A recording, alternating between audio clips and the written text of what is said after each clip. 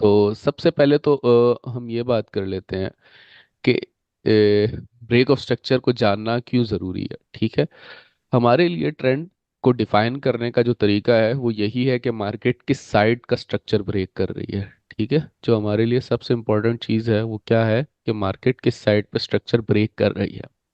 तो अगर market means high upward का पे क्यों लो का? अब क्वेश्चन नहीं कर रहे हैं, मैं ओ, बता रहा हूँ सारा कुछ। तो अब अगर मार्केट हाई को ब्रेक कर रही है, ठीक है, तो हम क्या कहते हैं कि मार्केट अपवर्ड है और हम बाय की ट्रेड्स ढूंढने में इंटरेस्टेड होंगे। ठीक है, इसी तरह अगर मार्केट अपवर्ड ट्रेंड ब्रेक कर रही है, ठीक है, मार्केट किस तरह से मूव कर रही है, मार्केट यूं यूं यूं यूं जा रही है और हम सारे बाय की ट्रेड्स देख रहे हैं।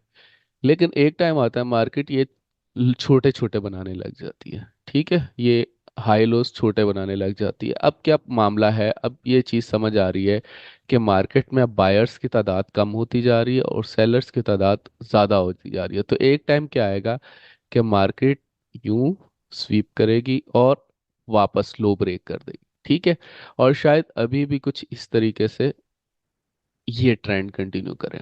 ठीक है, अब अगर यहाँ पे स्ट्रक्चर ब्रेक नहीं हुआ, ठीक है, इसकी मैं अभी मोस्ट रीसेंट भी एग्जांपल देता हूँ कि मार्केट ने अगर यहाँ पे स्ट्रक्चर ब्रेक नहीं किया लेकिन जस्ट इसके पास से होके या इस एरिया से होके आ गई है, तो हम फिर भी किधर रहेंगे, हम बाय वाली सिचुएशन में ही रहेंगे।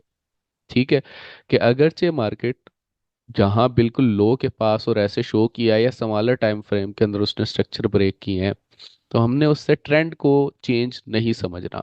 लेकिन अगर वाकई मार्केट ने स्ट्रक्चर ब्रेक कर दिया है, ठीक है, तो फिर हमारे लिए इंटरेस्टेड क्या होगा कि हम किस साइड की ट्रेड्स को फाइंड करेंगे, हम सेल साइड की ट्रेड्स को फाइंड करेंगे और हम मार्केट के कंटिन्यूएशन और उसके एक्सपेक्टेशन या प्रेडिक्शन जो है वो फिर बिलो प्राइसेस की तरफ लगाना शुरू कर देंगे कि मार्केट अब डाउनवर्ड इतना जा सकती है और इतना जा सकती है। ठीक है, इसकी एक एग्जांपल आपको अभी मैं दे देता हूँ कि मार्केट ने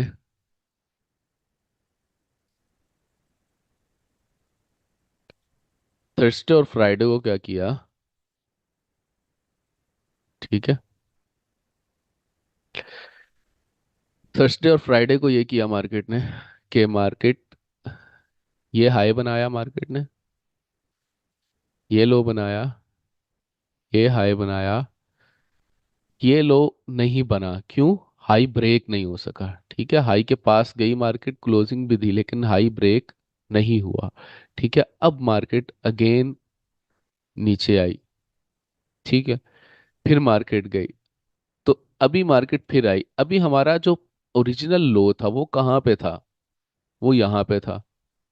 ठीक है, तो मार्केट जब तक इसको नहीं ब्रेक करती, हम इस हवाले से श्योर ही रहते, और ब्रेक की वही डेफिनेशन जो आप लोगों को बताई है कि अभी तक मार्केट ने सेल नहीं जाना, बल्कि मार्केट यहाँ पे जो जाहिरन हमें ऐसे लग रहा है कि स्ट्रक्चर ब्रेक हुआ है, वो असल में स्ट्रक्चर ब्रेक नहीं हुआ, जस्ट एक करेक्शन हुई है। ठीक है, अब ये फर्क मार्केट के जो सिचुएशन और उसके अंडरस्टैंडिंग समझने की जरूरत है। और मार्केट का थोड़ा सा ये आज आप समझे कि एक कम्प्लेक्स स्ट्रक्चर की सूरत के अंदर हम इस चीज को देख रहे हैं कि अगर आपको मार्केट के इवन 1 एच का टाइम है, ये एक रेगुलर इंट्राडे ट्रेडिंग का टाइम फ्रेम है, अगर 1 एच के अंदर उसने मार्केट ने लो को ब्रेक नहीं किया क्लियरली, ऐसा लो जो इंपॉर्टेंट लो है, तो उसको ब्रेक नहीं किया, ठीक है, और उसके पास से हो गया आगे, और इस दौरान में वो हाई लोज बना रही है और ऐसे स्ट्रॉन्ग बीरिश कैंडल्स बना रही है, रेड कैंडल्स बना रही है। ठीक है, इससे क्या लग रहा है, मोमेंटम देखने से ओवरऑल क्या लग रहा है कि सेलर्स मार्केट में ज्यादा आ गए हैं। ठीक है, और मार्केट शायद डाउनवर्ड ट्रेंड कर ले, लेकिन मार्केट डाउनवर्ड ट्रेंड में नहीं की, मार्केट अपवर्ड गई। उसके कुछ फंडामेंटल रीजन भी हैं, लेकिन स्ट्रक्चर के एतबार से भी जो हमारी रीजनिंग है वो ये कि स्ट्रक्चर अभी तक सेल में शिफ्ट नहीं हुआ था। क्यों, ब्रेक ऑफ स्ट्रक्चर डाउनवर्ड नहीं हुआ था। इसलिए हमारे लिए ब्रेक ऑफ स्ट्रक्चर को जानना इंपॉर्टेंट है, और इसकी अंडरस्टैंडिंग बहुत बेसिक नॉलेज है, ये हर एक को पता, हर एक अपनी स्ट्रेटजी में पढ़ा रहा होता है। ठीक है, लेकिन ये उतना ही अहम है, और इसको निगलेक्ट अगर हम करेंगे तो हम मार्केट को कहीं ना कहीं मार्केट से ट्रैप हो जाएंगे। ठीक है, तो ये स्ट्रक्चर का ब्रेक समझना इंपॉर्टेंट है। और इसमें वो एक रेंज वाली भी सिचुएशन आ जाती है। यही जो आपको ब्रेक ऑफ स्ट्रक्चर की डेफिनेशन हाइज और लोस के एतबार से पढ़ाई है, अगर हम कोई रेंज देख लें, ठीक है, या इसको एक छोटी सी रेंज कंसिडर, ये तो डाउनवर्ड ट्रेंड बन गया, और फिर यहाँ पे मार्केट ने उसको अपवर्ड में दोबारा चेंज कर दिया, ठीक है। या फिर यूं कि बड़े टाइम फ्रेम में मार्केट अपवर्ड ट्रेंड में थी और स्मॉलर टाइम फ्रेम में कुछ टाइम के लिए करेक्शन करने, ठीक है, इसको कहेंगे इम्बैलेंस फिल करने, आगे की क्लासेस में पढ़ेंगे। इस जोन को हम क्या कह सकते हैं कि ये रेंज है, ठीक है।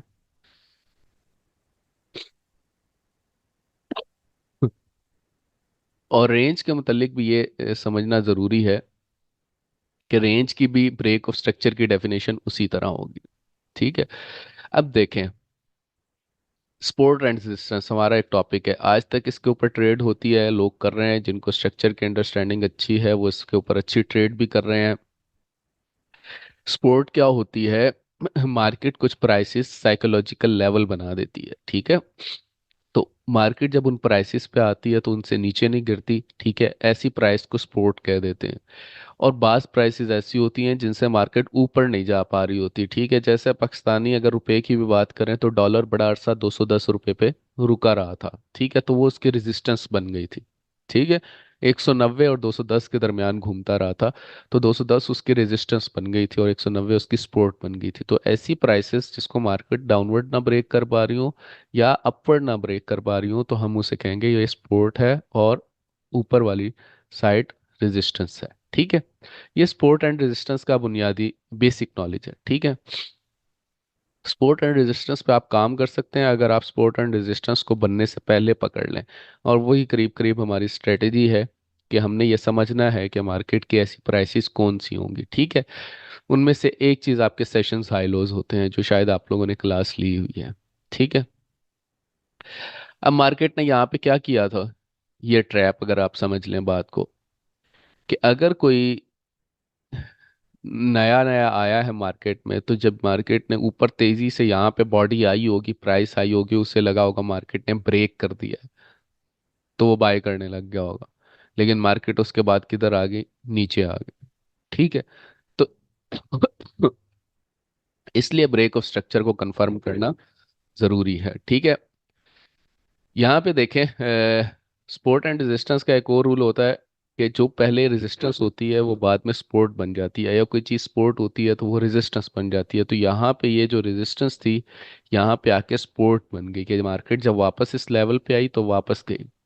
अब जब इधर आई और मार्केट ने ये कैंडल नीचे क्लोज की, तो उसने ऐसे शो किया कि मार्केट ने यहाँ पे इस रेजिस्टेंस को ब्रेक कर दिया।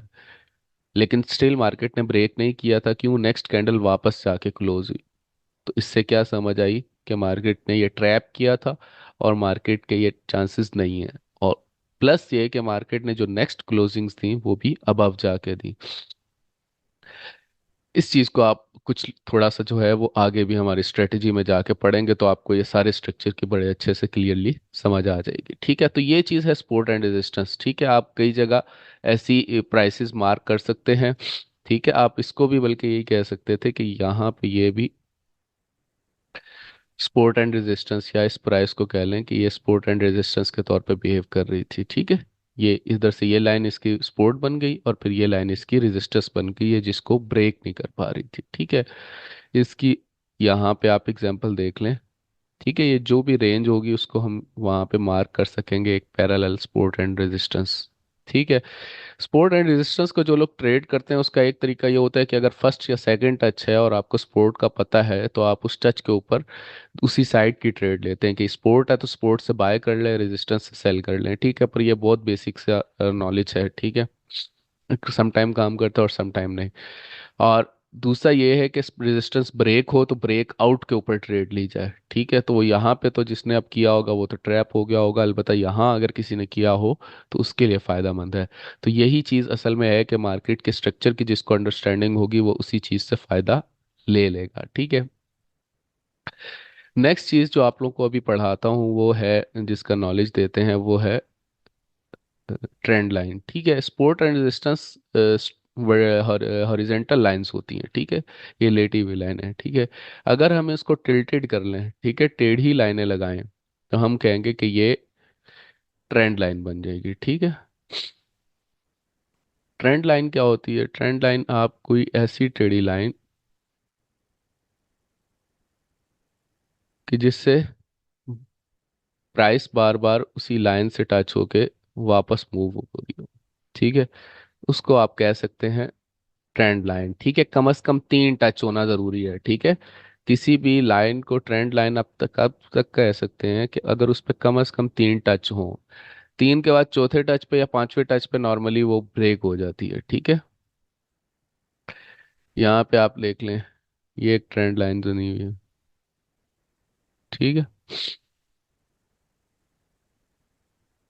पर इस पे ये आप लोग ट्रैप्स का शिकार रहेंगे कि कब ब्रेक हुई और कब नहीं हुई। अब वही बात है कि मार्केट की जिसको अंडरस्टैंडिंग है उसके लिए फिर यहाँ पे क्या है, ट्रैप्स हैं, ठीक है। अगर कोई नॉर्मल सिर्फ ट्रेंड लाइन को होगा तो यहाँ पे उसे क्या लगेगा कि ब्रेक कर गई है, वो सेल करने लग जाएगा, लेकिन मार्केट किधर चली गई, बाय।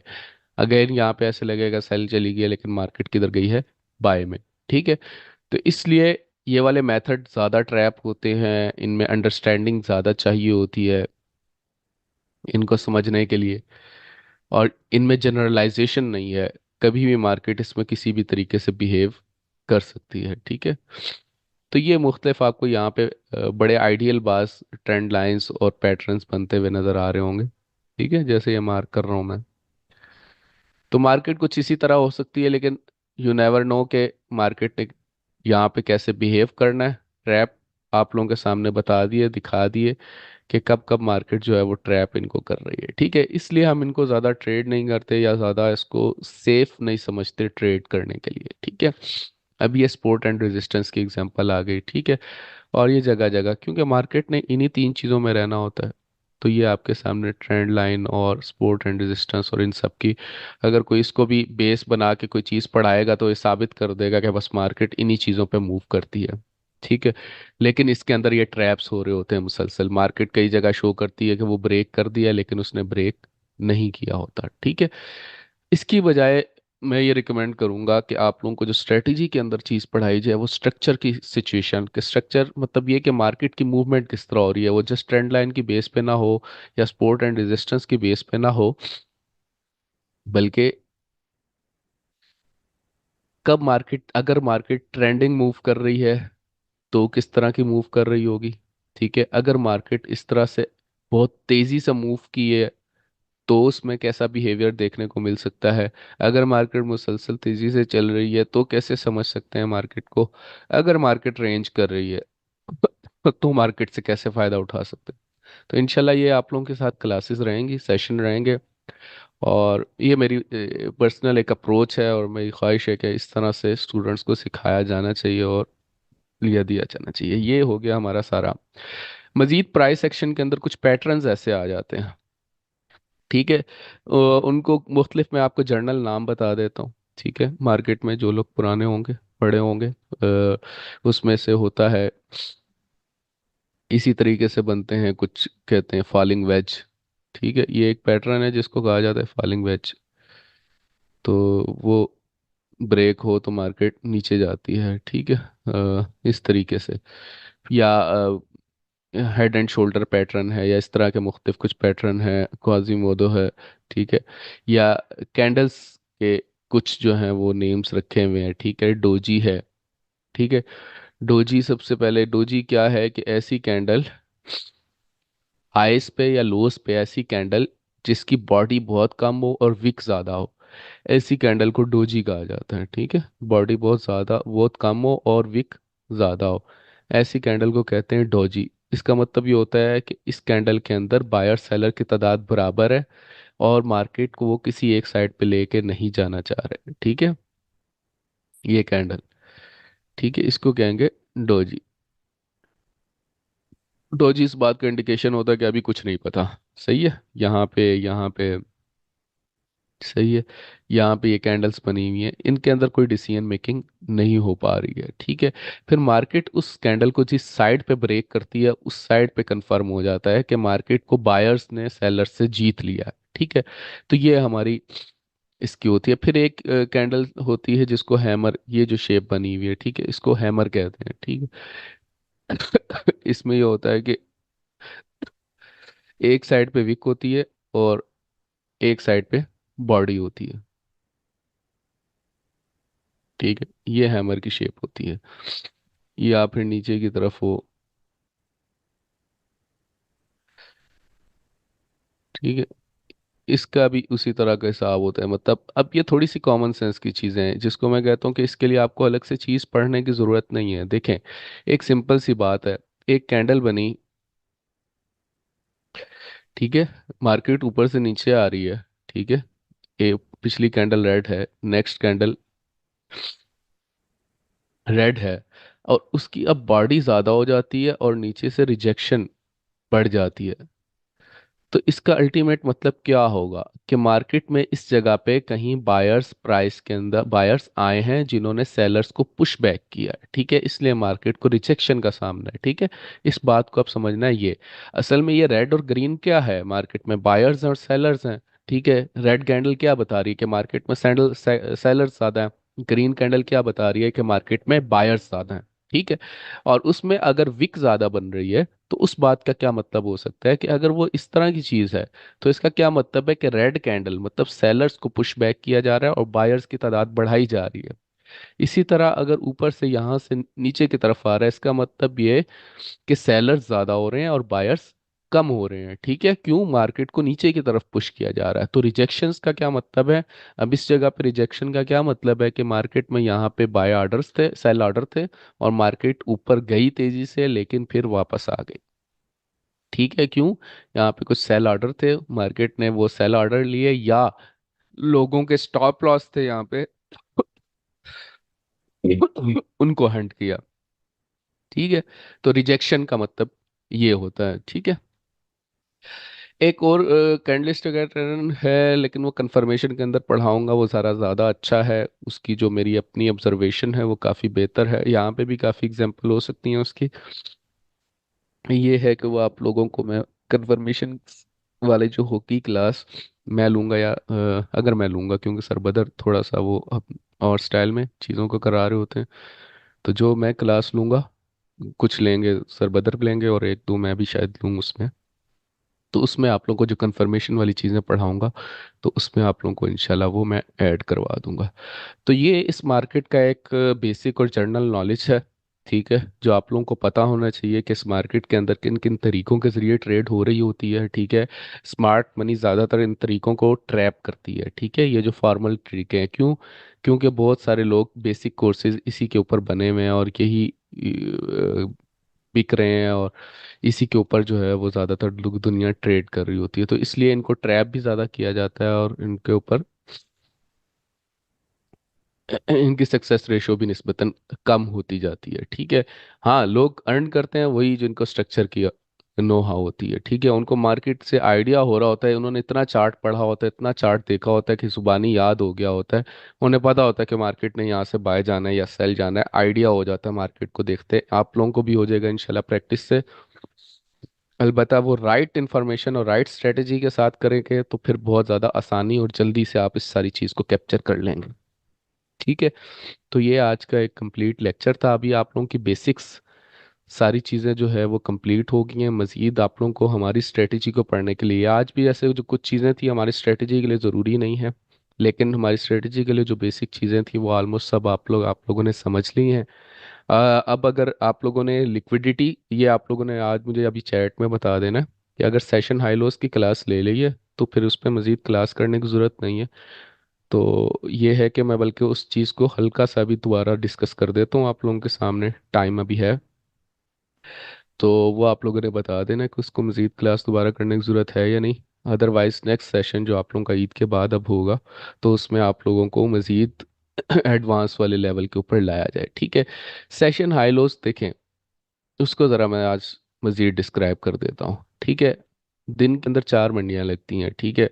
एक होती है सिडनी, सबसे पहले जब सुबह होती है 3 से 4 बजे जब खुलती है मार्केट तो सिडनी सेशन स्टार्ट होता है, ठीक है। ऑस्ट्रेलिया में सूरज तुलू होता है, लोग बैंक्स में आते हैं, ट्रेड शुरू होती हैं, तो ये सिडनी सेशन हो जाता है।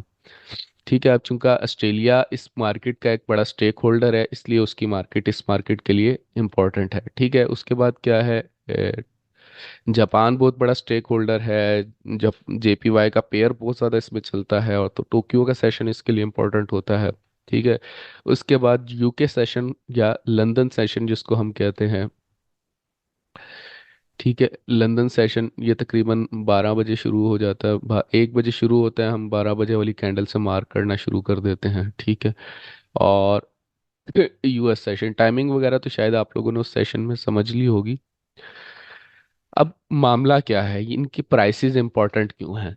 ठीक है। देखें, मार्केट हमेशा हाईज और लोज को लेके नहीं चल रही होती।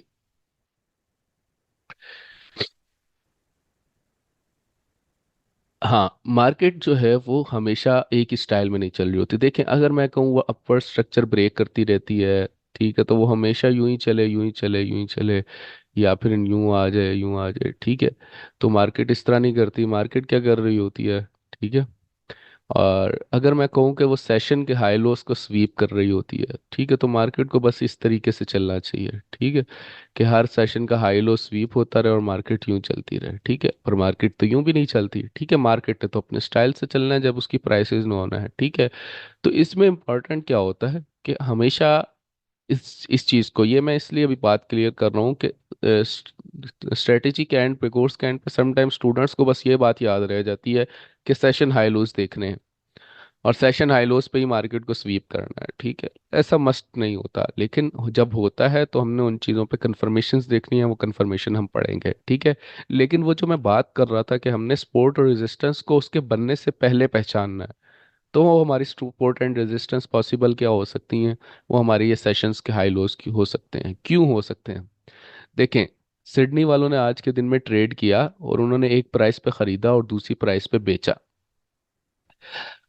ठीक है। तो उन्होंने जिस प्राइस पे खरीदा, ठीक है, अगले टोक्यो वाले कहते हैं कि हम ट्राई करें या लंदन में आके, ठीक है, सिडनी और टोक्यो ज़्यादातर ओवरलैपिंग करता है, तो लंदन वाले आके कहते हैं कि अगर हमने खरीदना है तो हम उससे कम प्राइस पे खरीदेंगे। तो वो कहते हैं कि हम थोड़ा सा नीचे जाके मार्केट को खरीदें। ठीक है, ताकि हम उनकी निस्बत ज़्यादा फायदा कर सकें। या फिर अगर हम बेचना है तो हम उनकी ऊपर वाली प्राइस से जाके बेचें। ठीक है। ये एक जनरल साइकी या हायरार्की है इन मंडियों के दरमियान। ठीक है। कि एक मंडी कहती है कि मैंने अगर बेचना है तो मैंने उसकी उससे ज़्यादा कम प्राइस पे बेचना है, और अगर मैंने खरीदना है तो मैंने उससे बड़ी प्राइस, मतलब अगर मैंने खरीदना है तो मैंने कम प्राइस पे खरीदना है, और अगर बेचना है तो मैंने ज़्यादा प्राइस पे बेचना है। ठीक है। ये एक साइकोलॉजिकल लेवल बन जाता है। ठीक है। हमेशा नहीं होता, लेकिन अक्सर, ठीक है, बहुत ज़्यादा होता है कि मार्केट जो है वो इन प्राइसेस पे कुछ ना कुछ रेजिस्टेंस लाजमी लेती है। और कई दफ़ा होता है कि वो ऐसे एसल हंटिंग करके, एसल हंटिंग मजीद के लोगों ने यहाँ पे, ठीक है, सेल स्टॉप रखे होते हैं। ठीक है। ये जो मैंने कहा ना, ब्रेकआउट के ऊपर जो मैं उस टाइम चीज समझा रहा था, तो यहाँ पे मैंने रखी हुई कि यहाँ पे ये है, इसको अगर ब्रेक कर गई तो मार्केट निकल जाएगी। तो मार्केट जब ऊपर गई, उसने का ब्रेक कर गई और उसने बाय ऑर्डर लगा दिए। यहाँ पे बाय स्टॉप सेट होते हैं, ऑर्डर सेट होते हैं कि मार्केट अगर इस प्राइस से ऊपर चली जाए तो मेरा बाय ऑर्डर हिट हो जाए, या मार्केट अगर मेरी इस प्राइस से नीचे आ जाए तो सेल ऑर्डर हिट हो जाए। ठीक है। इस तरह से हम ऑर्डर सेट भी कर सकते हैं ट्रेडिंग के अंदर। तो लोगों के ऐसे ऑर्डर इस जगह पड़े होते हैं, या किसी ने बाय किया हो तो इस जगह पे उनके स्टॉप लॉस पड़े होंगे। ठीक है। तो मार्केट उनको भी हंट करेगी और साथ क्या कर रही होगी, उस मार्केट से कम प्राइस के ऊपर खरीदना चाह रही होगी। ठीक है। इसी तरह से अगर एक हायर प्राइस बनेगी, ठीक है, तो अब अगर कोई सपोर्ट और रेजिस्टेंस के ऊपर सेल कर रहा है, तो उसने यहाँ से अगर कोई सेल किया है तो उसका एसएल कहीं 10 15 20 पिप्स ऊपर होगा, 30 पिप्स ऊपर होगा। तो मार्केट थोड़ा सा ऊपर जाएगी, उसको स्वीप करेगी, एसएल हंटिंग करेगी। या फिर इस तरीके से समझ लें कि मार्केट कहेगी कि उन्होंने इस चीज़ को इस प्राइस पे बेचा था, हम इससे ज़्यादा प्राइस पर बेचेंगे। ठीक है। तो वो ऊपर से जाके उसको बेच के थोड़ा बहुत नीचे आएंगे। ठीक है। और मार्केट अलोंग द ट्रेंड अगर ये काम मिल जाए आप लोगों को, तो वो हमारे लिए आइडियल हो जाता है। ठीक है। कि मार्केट अपवर्ड ट्रेंड में है। ठीक है। मार्केट अपवर्ड ट्रेंड में है और ये हमारे लिए एक सेशन का लो बन गया। ठीक है। तो मार्केट ऊपर जाती है, ठीक है, यहाँ हल्का फुल्का सा रेंज कर रही है, और फिर वो इस लो को स्वीप करती है और फिर ऊपर। तो हमारे लिए ये एरिया इस एतबार से इंपॉर्टेंट हो जाता है। ठीक है।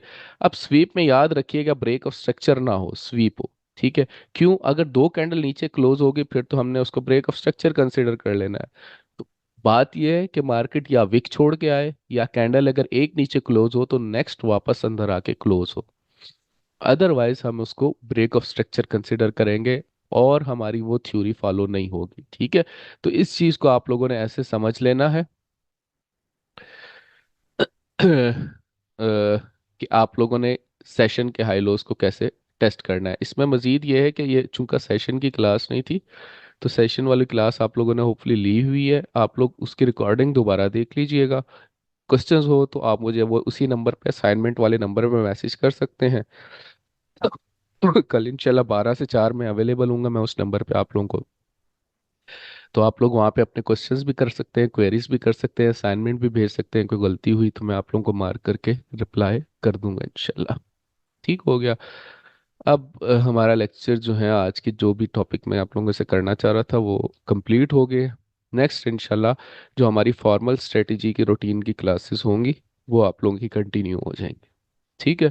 और मज़ीद अगर इस दौरान आप लोगों को कन्फ्यूजन आती है या ऐसी किसी चीज़ में मसला आता है तो आप लोगों को नंबर वो इसीलिए प्रोवाइड किया है, पूरी एक के साथ गाइडेंस का मिलता रहे। ठीक है। बाकी वीडियोस तो होपफुली मतलब सारी चैनल्स पे होती हैं मुख्तलिफ लोगों की। जो इस कोर्स से आपको मेन फ़ायदा है वो यही कि आप क्वेश्चन आंसर कर सकते हैं और वहाँ से आपको इंशाल्लाह एक रेगुलर हेल्प और गाइडेंस मिलती रहेगी। अलबत्ता वो 12 से 4 के तकरीबन दरमियान में, रमज़ान के बाद देखेंगे उस टाइमिंग को क्या अगर चेंज करना है तो। लेकिन फिलहाल हमारे जो 2 दिन रह गए हैं, 1 से 2 दिन, उस दौरान आप उस टाइमिंग में मैसेज कर सकते हैं। अब कर लेते हैं क्वेश्चन एंड आंसर सेशन। जी मौजम अली, अगर आपका पहले का नहीं है हैंड रेस तो। सॉरी सर, ये पहले का ही है, अभी अच्छा वो पहले का कर। ही है। जी अब्दुलरहमान।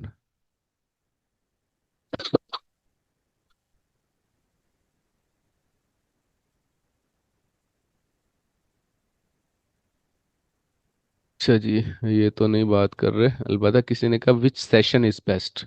ठीक है। इस तरह है कि जो यूएस सेशन है ना, यूएस सेशन में सबसे ज़्यादा ट्रेड होती है। ठीक है।